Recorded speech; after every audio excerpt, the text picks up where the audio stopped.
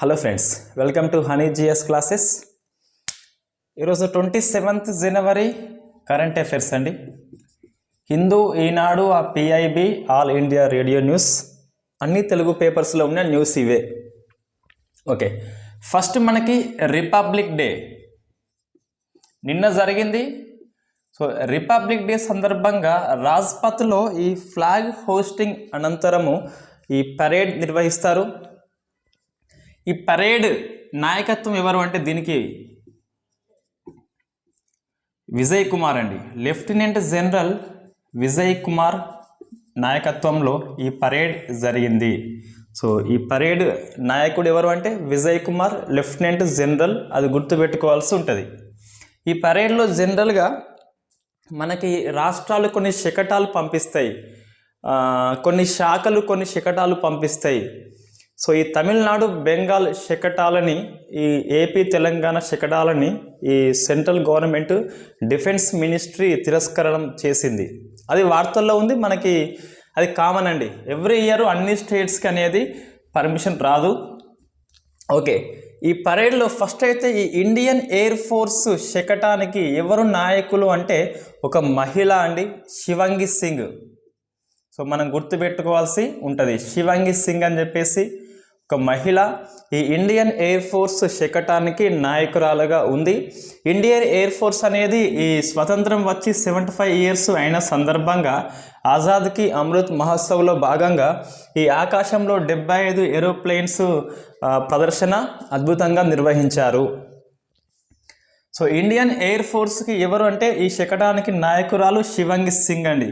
ఇంతకుముందు last year SSC ఎగ్జామ్లో ఒక ప్రశ్న వచ్చింది, ఇండియన్ ఎయిర్ ఫోర్స్ శకటానికి రిపబ్లిక్ డే సెలబ్రేషన్స్లో ఎవరు నాయకురాలుగా ఉన్నారు అంటే సో భావన కాంత్ అండి. సో భావన కాంత్ లాస్ట్ ఇయర్ ఫస్ట్ మహిళ, ఈ ఇయర్ శివంగి సింగ్ సెకండ్ మహిళ. సో ఇద్దరు వరుసగా ఉన్న ఇయర్స్లో ఈ ఇండియన్ ఎయిర్ ఫోర్స్కి నాయకురాలుగా ఉన్నారు. ఒకటి, ఈ శివంగి సింగ్ మనకు ఇంకో రకంగా ఇంపార్టెన్స్ అండి. ఈ రఫేల్ కంబాట్ ఫ్లైట్ ఏదైతే ఉందో, యుద్ధ విమానం ఏదైతే ఉందో రఫేల్, దీన్ని నడిపింది ఫస్ట్ మహిళ శివంగి సింగ్. సో రఫేల్తో లింక్ అయి ఉన్నది, మనం ఫ్రాన్స్ నుంచి కొనుగోలు చేసుకున్నాం రఫేల్ అని చెప్పేసి. ఓకే, నెక్స్ట్ ఏంటి అంటే ఈ ఇండియన్ నేవీ అండి. సో ఇండియన్ నేవీకి కూడా ఒక మహిళా నాయకురాలిగా ఉంది శకటానికి. సో ఆమె పేరు అంచల్ శర్మ. ఇంపార్టెంట్ గుర్తుపెట్టుకోవాలి, ఇద్దరు మహిళలు 2 దళాలకి నాయకురాలుగా ఉన్నారు, అంచల్ శర్మ అని చెప్పేసి. సో మనకి ఇండియన్ నేవీ అనేది ఏ శకటాన్ని ప్రదర్శన చేసింది అంటే రాయల్ ఇండియన్ నేవీ తిరుగుబాటుకి కారణమైన HMIS తల్వార్ నౌక.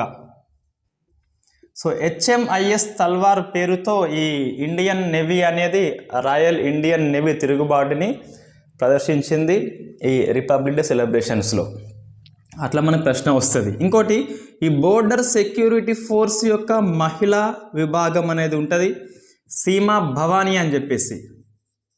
సో సీమా భవానీ అనే బృందము ఒక మహిళా బృందము. ఇది ఈ బుల్లెట్ మోటార్ సైకిల్తోని విన్యాసాలు చేపట్టింది, అద్భుతంగా అబ్బుర పరిచయాల విన్యాసాలు చేపట్టింది. సో మనకి 3 మహిళా విభాగాలు ఉన్నాయి. ఈ మొత్తం పరేడ్కి నాయకుడు అంటే విజయ్ కుమార్ అని చెప్పేసి, రఫేల్తో లింక్ అయి ఉంది శివంగి సింగ్ అని చెప్పేసి. సో నెక్స్ట్ మనకి విరాట్ అండి.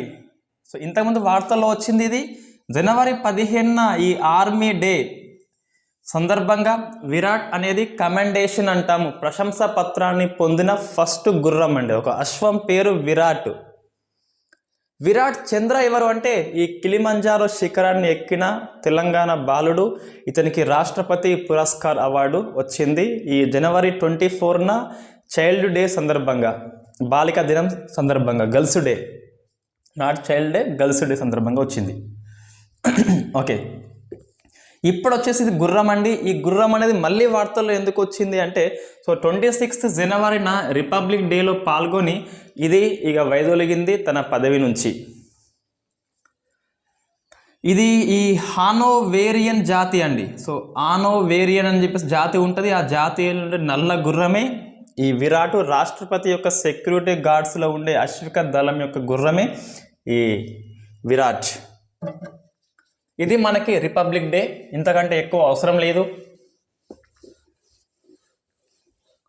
మనకి రిపబ్లిక్ డే అంటే రాష్ట్ర ప్రథమ పౌరుడు, దేశ ప్రథమ పౌరుడు రాష్ట్రపతి, ఇక్కడ గవర్నర్, వీళ్ళు ఈ జెండా ఎగురవేస్తారు. ముఖ్యమంత్రి, ప్రధానమంత్రి కాదు, వీళ్ళు అతిథిగా పోతారు అక్కడికి.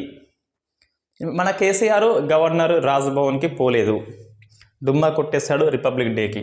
అంటే కారణం ఉందని చెప్పిండు, ఏదో కారణం ఉండే ఉంటుంది. ఓకే, నెక్స్ట్ మనకు సైన్స్ అండ్ టెక్నాలజీలో 3 అంశాలు వెరీ ఇంపార్టెంట్ అండి. 3 అంశాలు ఉన్నాయి. ఐఎన్ఎస్ కుక్రీ అని చెప్పేసి, ఈ Paschim లేహర్ exercise and India France ఒప్పందం అని చెప్పేసి ఈ 3 అంశాలు మనం గుర్తుపెట్టుకోవాల్సి ఉంటుంది. సో ఫస్ట్ ఏంటి అంటే ఐఎన్ఎస్ కుక్రీ. ఇది 2021 డిసెంబర్లోనే వార్తల్లో ఉంది.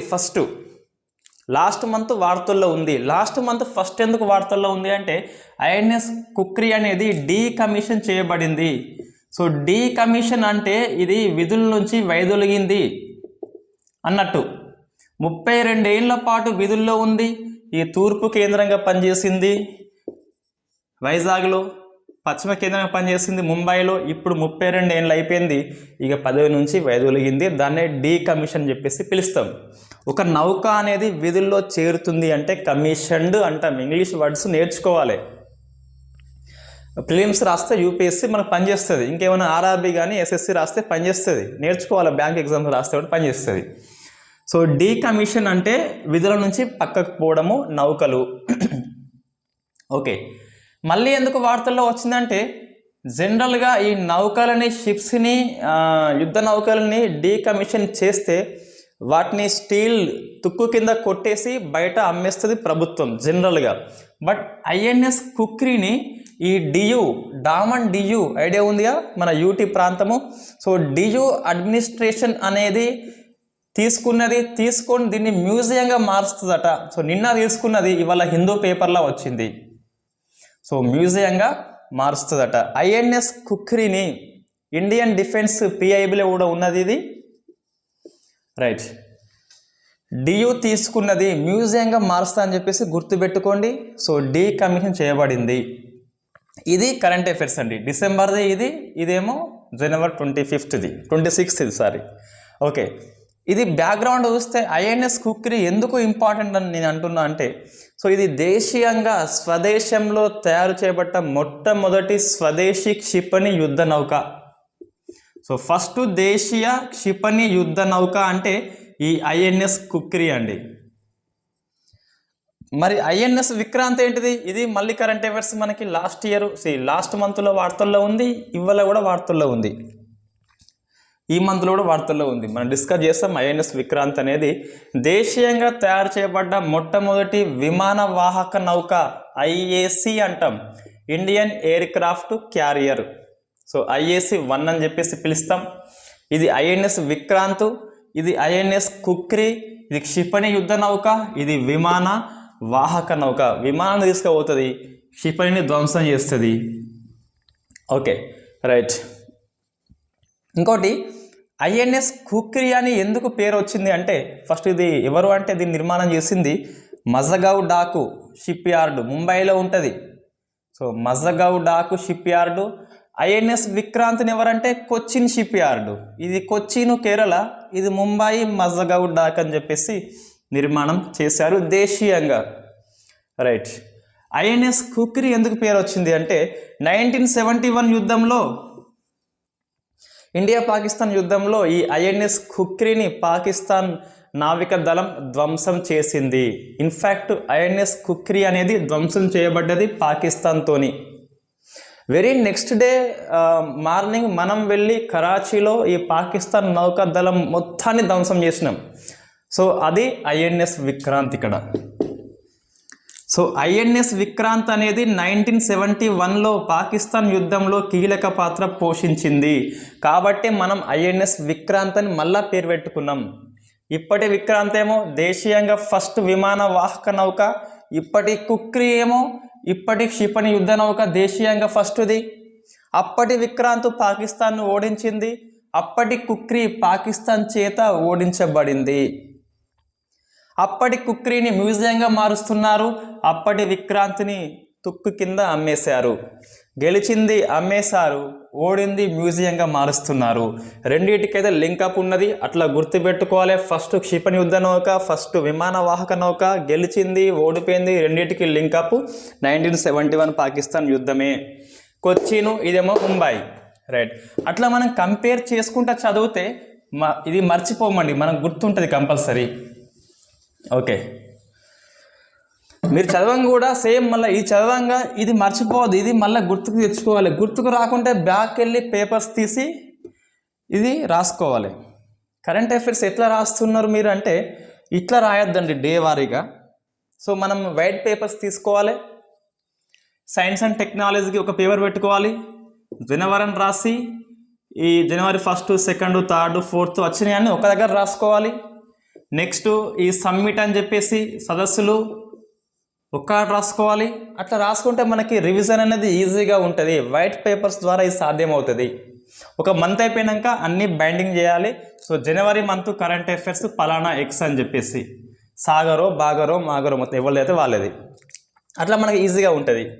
నెక్స్ట్ పర్సన్స్ ఇన్ న్యూస్కి ఒక కమ్మ పెట్టాలి, వచ్చినవన్నీ అప్డేట్ చేసుకుంటూ పోవాలి కమ్మల. సో లాస్ట్కి మన జనవరి మంత్ ఎండింగ్ కల్లా కరెంట్ అఫైర్స్ నీది మస్తు ఉంటుంది. ఈ shine India, bean India, gone India అవన్నీ వేస్ట్, కానీ నీ కరెంట్ అఫైర్స్ నువ్వు రాసుకున్నది నీకు బాగా గుర్తుంటుంది. ఓకే, నెక్స్ట్ ఏంటి అంటే ఈ పశ్చిమ్ లేహర్ అండి. సో పశ్చిమ్ లేహర్, దీన్నే XPL 2022 అని పిలుస్తాం. లాస్ట్ ఇయర్ జనవరిలో జరిగింది పశ్చిమ్ లేహర్ XPL 2021. 20లో జరిగింది పశ్చిమ్ లేహర్ XPL 2020 అని చెప్పేసి. సో మనం ఒకసారి చదివితే ఈ సైన్స్ అండ్ టెక్నాలజీ ఈజీగా ఉంటుంది. అందుకే సో రిపీట్ అవుతూ ఉంటుంది సైన్స్ అండ్ టెక్నాలజీ అనేది. ఏంటి పశ్చిమ్ లేహరి అంటే ఒక జాయింట్ మారిటైమ్ ఎక్సర్సైజ్ అండి. సో జాయింట్ మారిటైమ్ ఎక్సర్సైజ్, సంయుక్త సముద్ర తీర విన్యాసము. ఇక మారిటైమ్ ఉంది కాబట్టి సముద్రంలో చేపట్టిన దాని అర్థం, పశ్చిమ ఉంది కాబట్టి పశ్చిమ తీరంలో దాని అర్థం, పశ్చిమ తీరం కాబట్టి వెస్టర్న్ నావల్ కమాండ్ వాళ్ళు చేపట్టిండ్రు. వెస్టర్న్ నావల్ కమాండ్ వెస్ట్ కోస్ట్లో ఈ విన్యాసం చేపట్టిండ్రు. సో జాయింట్ ఉంది కాబట్టి ముగ్గురు పాల్గొన్నారు. నింగి, నేల, ఆకాశము అంటే India army, Indian air force, Indian navy, ఈ ముగ్గురు పాల్గొన్నారు ఈ పశ్చిమ్ లేహర్ ఎక్సర్సైజ్లో. సంయుక్త నావిక విన్యాసము, సముద్ర విన్యాసము, నావిక దళం చేపట్టింది. వెస్ట్ కోస్ట్లో వెస్ట్ నావల్ కమాండ్ చేపట్టింది. 3 దళాలు పాల్గొన్నాయని చెప్పేసి గుర్తుపెట్టుకోవాల్సి ఉంటుంది. సో నెక్స్ట్ ఏంటి అంటే ఈ ఇండియా ఫ్రాన్స్ అండి. Next so India France PDF ఇస్తున్న దీనికి. సో మొత్తం PDFలో ఉంటుంది, కొంచెం ఎక్స్ట్రా చెప్తాం మనం చెప్పేటప్పుడు. ఇదంతా పోల్చుకుంటా అట్లా ఉండదు. దానిలో ఇండియా ఫ్రాన్స్ అని చెప్పేసి ఒక ఒప్పందం చేసుకునే సైన్స్ అండ్ టెక్నాలజీ విభాగంలో హ్యూమన్ హెల్త్ ఇష్యూ మీద, మానవుని ఆరోగ్యం మీద ఏ దేశాలు ఒప్పందం చేసుకున్నాయంటే సో ఇండియా అండ్ ఫ్రాన్స్ అండి. రెండు కలిపి ఒప్పందం అనేది చేసుకున్న ఈ మనిషికి ఎట్లా రోగాలు వస్తాయి, ఎట్లా నయం చేయాలని చెప్పేసి వీళ్ళు పరిశోధన చేపడతారు. ఇండియా ఫ్రాన్స్ కోసము, ప్రపంచం కోసం కూడా. ఓకే, ఇండియా నుంచి CSIR సంస్థ, so council of scientific industrial research అని చెప్పేసి ఆ సంస్థ. ఫ్రాన్స్ నుంచి ప్యాస్టర్ అంటాం.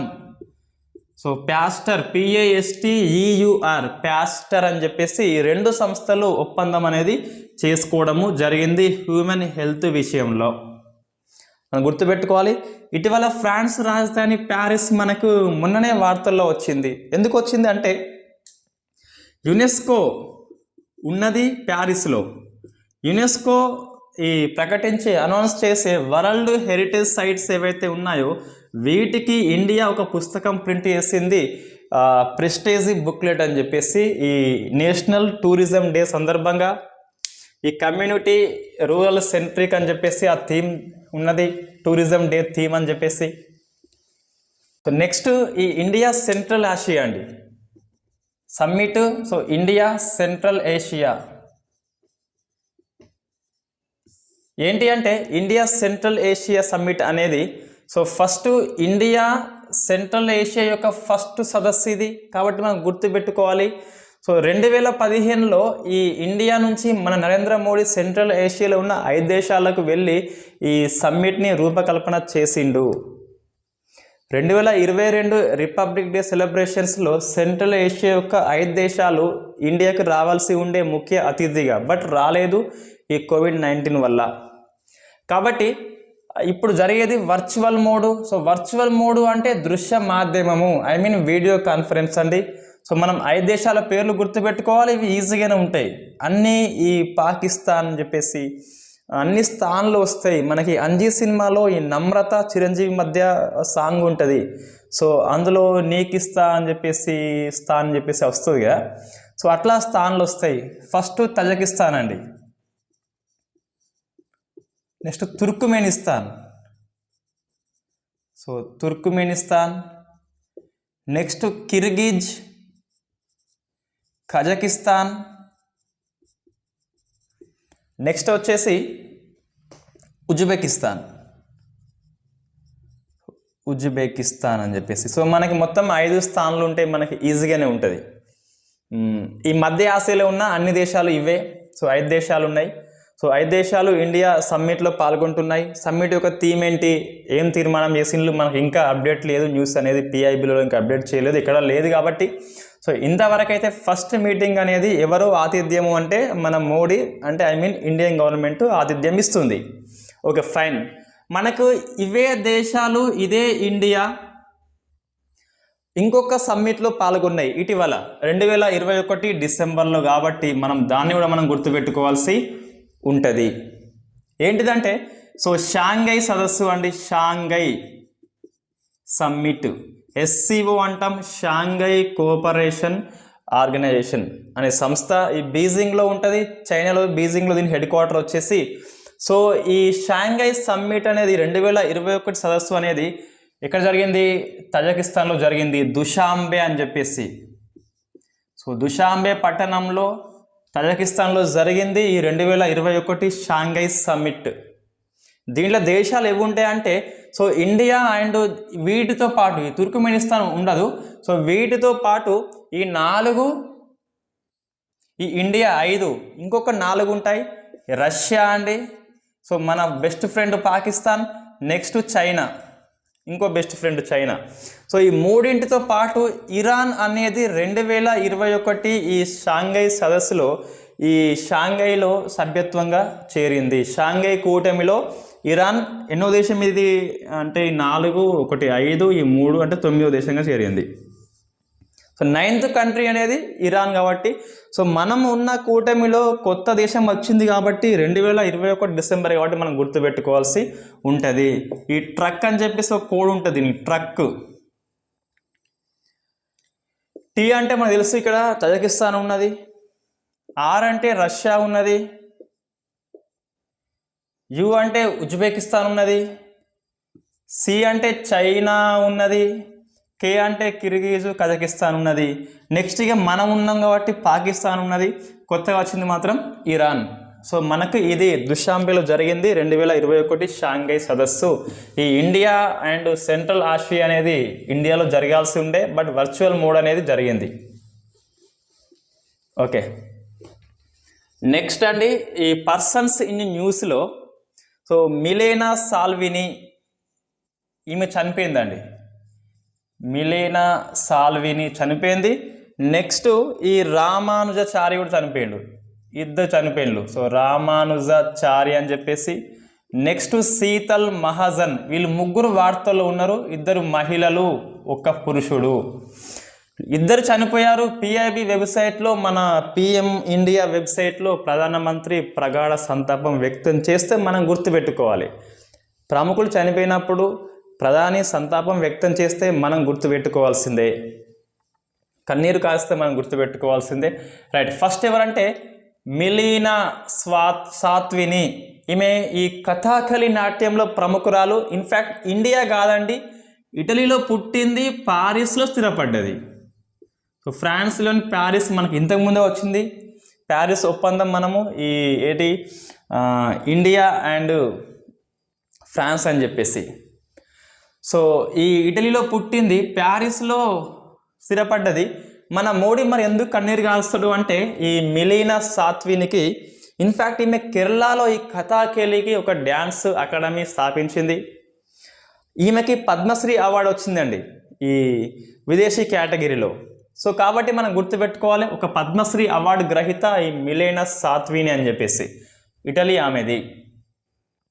నెక్స్ట్ ఇంకో చనిపోయినలు ఈ రామానుజాచారి అని చెప్పేసి, ఇతను శ్రీ విరంచి అని చెప్పేసి కలంతోని కొన్ని కవిత్వాలు రాసిండు, శ్రీ విరంచి అని చెప్పేసి. ఈ కలం పేరు గుర్తుపెట్టుకోవాలి. రామానుజాచారి అనేది మనకు వేరే విగ్రహం ఉన్నది, ఆయన వేరు ఈయన వేరు. సో ఈ శ్రీ విరంచి అని చెప్పేసి కలం పేరుతో రాసిన కవిత్వాలు. ఈయన ఈ థియోసాఫికల్ సొసైటీ అని చెప్పేసి దివ్య జ్ఞాన సమాజము, ఈ మేడం బ్లెవెట్స్కి ఆల్నల్ ఖాల్నట్లు వీళ్ళిద్దరు కూడా న్యూయార్క్లో స్థాపిస్తారు. తర్వాత తన అధ్యయన కేంద్రాన్ని మద్రాసులోని అడయార్కి మార్చుకుంటారు. ఆ మద్రాసులో అడయార్లో ఈ రామానుజుడు వెళ్ళి జాయిన్ అయిపోతాడు. మనకి ఎట్లా ప్రశ్న వస్తుందంటే ఏ కలము ఎందులో సభ్యుడు అంటే ఆ సమాజంలో సభ్యుడు. ఇద్దరు చనిపోయినలు. సో మనం గుర్తుపెట్టుకోవాల్సి ఉంటుంది. శీతల్ మహాజన్ అండి, ఈమె పద్మశ్రీ అవార్డు గ్రహీత. ఒకప్పుడు ఈ మహారాష్ట్రలో పుట్టింది. ఈమె నిన్న 6000 ఫీట్స్ నుండి స్కై జంప్ చేసింది చీర కట్టుతోని, అది ఇంపార్టెంట్.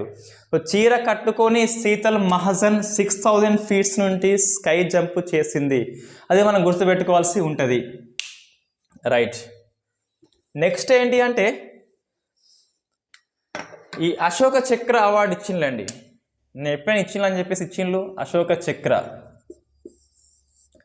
సో మనం గుర్తుపెట్టుకోవాలి కంపల్సరీ. ఈ గ్యాలంటరీ అవార్డ్స్లో శాంతి రంగంలో ఇచ్చే ఫస్ట్ అవార్డే అశోక చక్ర అండి. ఫస్ట్ది అశోక, రెండోది కీర్తి, మూడోది శౌర్య. సో మన శౌర్య మనకు తెలిసి ఆల్రెడీ 12 మెంబర్స్ ఉన్నారు, అందులో 6 మెంబర్స్ కంపల్సరీ గుర్తుపెట్టుకోవాలి. ఆ కుల్దీప్ అనే అది నెక్స్ట్ కేటగిరీ. పూర్ణానందము, వికాసు, దిలీప్ అని చెప్పేసి అజిత్, అవి ఎంహెచ్ఏ ఇచ్చింది. ఎంహెచ్ఏ ఆర్మీ ఇచ్చిన 6 పేర్లు మనం గుర్తుపెట్టుకోవాలి. సో అందులో మనకి జశ్వంత్ ఏపీ తెలుగు వ్యక్తి ఒకటి మనం గుర్తుపెట్టుకోవాలి.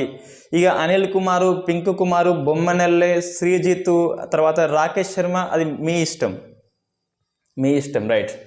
రిపీట్ చేస్తూ ఉంటే మనకు పేర్లు గుర్తుకొస్తాయండి, గుర్తుంటాయి.